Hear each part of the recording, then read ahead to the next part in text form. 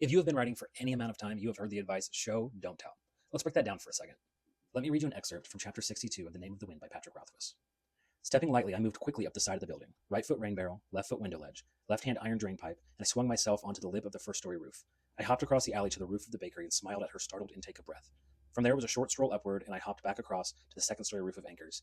Tripping the latch to my window, I reached through and set my loot lightly on my bed before heading back down the way I had come. And now chapter 27 of Mistborn, The Final Empire by Brandon Sanderson. A knock came at the front door, answered by one of the apprentices. A few moments later, Sazed, clad in a ska cloak to hide his features, entered the kitchen. What if I told you that both of these passages are really well written?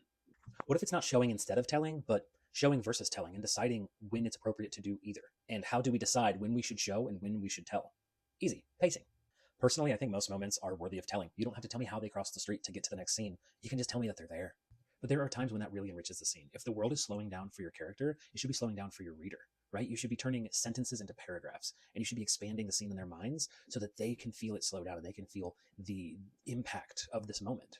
We've infiltrated the minds of writers, and we've convinced them that every single scene is worthy of showing, and that's just not true. Telling is a wonderful tool for writing. It's just probably the worst one to overuse. But when you find a book that is a happy medium, pay attention to when they use each tool and utilize that in your own writing. And if you want to see how I utilize these tools, my debut epic fantasy launches on BackerKit through Lion Publishing on October 5th. Click the link in my bio to follow me on socials and join my email list for more updates on that.